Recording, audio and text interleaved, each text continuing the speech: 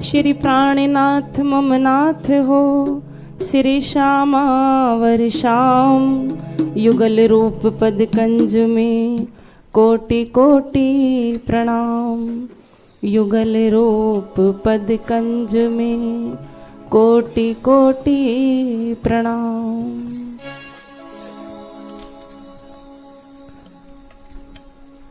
मंदिर में विराजमान अक्षरातीत राज श्यामा जी, राधा कृष्ण, प्रातः स्मरणीय वंदनीय श्री श्री 108 सदगुरु राम रतन दास जी महाराज, और ये जो ट्रस्ट का कार्य चल रहा है महंत मुरलीदास जी, सूरत से पधारे हमारे बीच में आचार्य जिनका आप पल पल दर्शन करते हैं, सुरेंद्र नारायण दास जी महाराज। करनाल से पधारे हमारे बीच में जगतराज जी महाराज। गोपिका दीदी शेरपुर से पधारे हमारे बीच में पालीवाल जी, और समस्त गुरुजन सभी सुंदर साथ जी, और सबसे विशेष जिनके सानिध्य में हम सब यहाँ पर इकट्ठे हुए हैं, हमारी प्रेम सखी जी महाराज। एक जोरदार क्लैपिंग हो जाए उनके लिए तो, क्योंकि उन्हीं के माध्यम से मैं भी स्त्री हूं, लेकिन कौन कहता है कि कोई स्त्री कुछ कर नहीं सकती। नारी जीवन झूले की तरह, इस पार कभी उस पार कभी। नारी जीवन झूले की तरह, इस पार कभी उस पार कभी। होठों पे मधुर मुस्कान कभी, आँखों में आंसुअन धार कभी। नारी जीवन झूले की तरह, इस पार कभी उस पार कभी। कभी मीरा बनी कभी सीता बनी, कभी रानी बनी थी झांसी की, कभी रानी बनी थी झांसी की। कभी फूल चढ़ाया भक्ति का, हाथों में लिए तलवार कभी, हाथों में लिए तलवार कभी।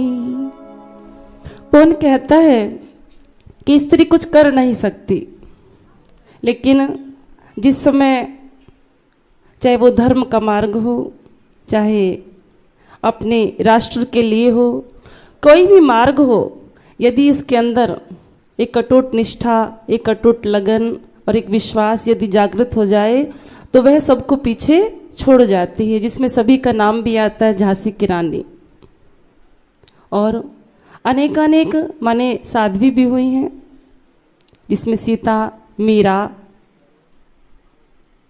अनुसुईया, अनेकों का नाम आता है। इसी प्रकार से हमारे कृष्ण प्रणामी में भी, क्योंकि मेरे कानों में कुछ बात ऐसे पड़ा कि स्त्री मंत्र नहीं दे सकती। ये कौन से शास्त्र में लिखा है कि मंत्र नहीं दे सकती?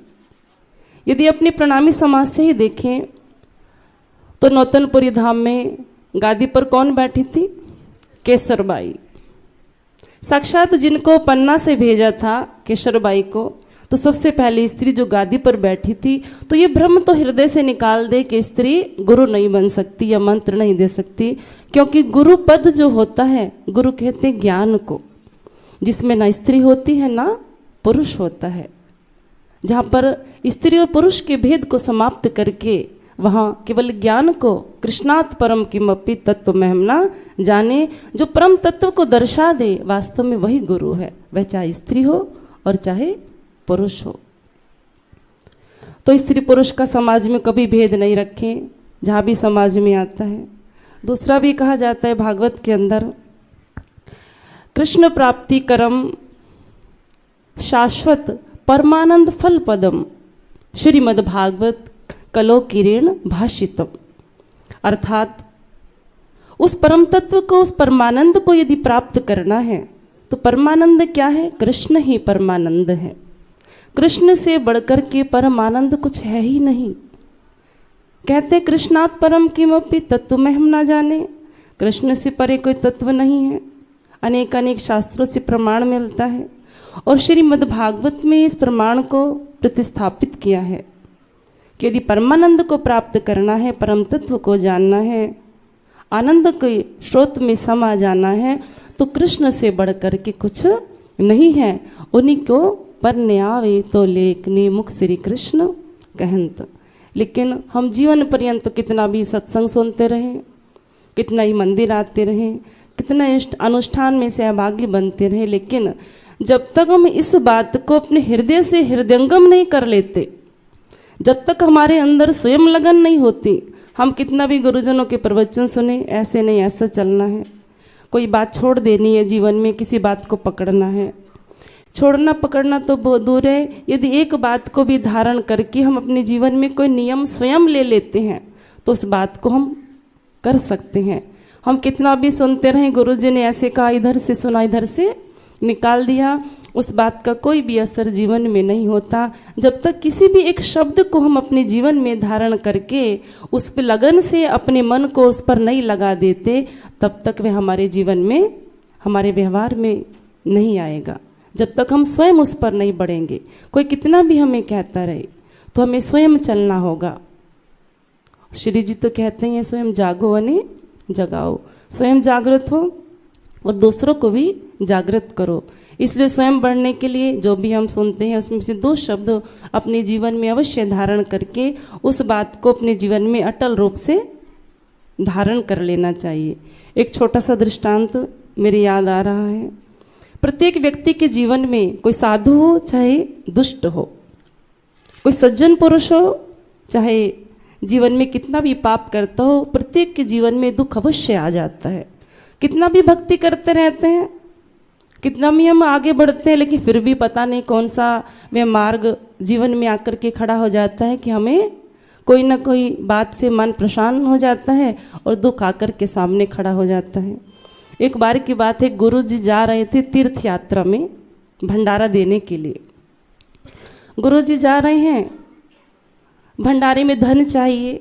उन्होंने क्या किया, रास्ते में धन लेकर के जाएंगे रख के तो कोई भी चोरी कर सकता है। पहले छड़ी चलती थी जो मुड़ जाती है ऊपर से, उस छड़ी के अंदर उन्होंने कुछ पैसा, सोना सर्फियाँ उसके अंदर रख लिया और उसको लेकर के चल देते हैं, ऊपर से उसको बंद कर देते हैं। चले गई, रास्ते में भक्त का एक घर पड़ा, भक्त के घर पर रात्रि में विश्राम किया, बड़ा सम्मान हुआ। गुरुजी आए हैं, अच्छे से आसन बिछाया, बढ़िया से भोजन आदि कराया और उनको शयन कराया गया। प्रातःकाल गुरुजी ने कहा ठीक है आपने बहुत सेवा की, अभी मुझे जाना है। तो गुरुजी चल देते हैं। स्नान आदि किया, छड़ी रखी हुई थी, जो घर में भक्तानी थी आई झाड़ू लगाने लगी। गुरुजी स्नान कर रहे थे, छड़ी उठा करके जैसे गुरुजी के रखने लगी, देखा छड़ी तो बड़ी भारी है। गुरुजी ने इसके अंदर क्या भरा है, छड़ी खोल करके देखा तो उसके अंदर सोने का सिक्का पड़ा हुआ था। अब लालच आ गया मन में, उसने छड़ी को खोला, सोने का सब सिक्का निकाल करके रख लिया और उसकी छड़ी के अंदर ईंट पत्थर उसके अंदर भर देती है, ऊपर से उसको बंद कर दिया। पता नहीं चलेगा गुरुजी को इसके अंदर क्या है, भारी थी, अभी भी भारी दिख रही है। गुरुजी ने खोला नहीं, लेकर के चल देते हैं। चले गए तीर्थ में, देखा नहीं उसके अंदर क्या भरा हुआ है। सभी को जाकर के निमंत्रण दे दिया, सभी को चिट्ठी पहुंचा दिया, भोजन करने के लिए सब आएंगे, कंबल आदि की व्यवस्था की, सभी को दुकान से सब सामान आदि सबका एक बार पेमेंट कर देंगे। जैसे ही पेमेंट का बारी आया, छड़ी खोल करके देखा तो उसके अंदर क्या था, ईंट पत्थर भरा हुआ है। सब पैसा भक्त ने निकाल लिया। अब तो गुरुजी का हार्ट फेल हो गया, वहीं गिर जाते हैं और उनका प्राण। सभी को निमंत्रण दिया है, सभी भोजन आदि की व्यवस्था की, सब सामान मंगाया, कुछ पास में नहीं है, तुरंत उनका प्राण छूट जाता है। अब जो गुरुजी का प्राण छूटा, वही गुरुजी उसी भक्त के यहाँ पुत्र बनकर के आ गए। जिस भक्त ने चोरी किया था उसी के यहाँ पुत्र बन के आए। पुत्र बने, तो भक्त को बड़ी प्रशंसा हुई। उसने भी ऐलान कर दिया कि 12 साल का जब मेरा पुत्र हो जाएगा तब मैं भी तीर्थ में जाकर के भंडारा करूँगा। धीरे धीरे बेटा बड़ा हो गया, 12 साल का हुआ। सभी रिश्तेदार को बुलाया, अच्छे से इसको पुत्र के स्वागत के लिए सभी को लेकर के चलो भंडारा देने जा रहे हैं, तीर्थ में जाना है। सभी जो मिलने वाले थे सबको बुला लिया और लेकर के सबको चले जाते हैं तीर्थ में। बढ़िया से खूब सभी को निमंत्रण दिया, बढ़िया भोजन आदि कराया, कंबल आदि बांटा, बढ़िया से भंडारा पूरा हो गया। भंडारा पूरा होने के बाद में जो बेटा था उसके पेट में बड़ा तेज पीड़ा होने लगी, दर्द होने लगा।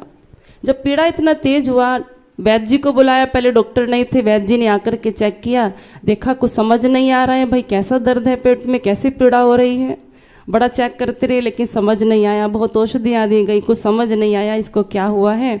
1-2 घंटा ऐसे चिल्लाता रहा, तड़पता रहा और 1 घंटे बाद में उसका प्राण निकल गया। बोलो कृष्ण कन्हैया लाल की। अब बेटे का प्राण निकल गया, 12 साल का हुआ, कुछ सुख भी नहीं देखा, सुख भी जीवन में आ गया और बाद में वह दुख में परिणित हो गया। क्यों ऐसा हुआ?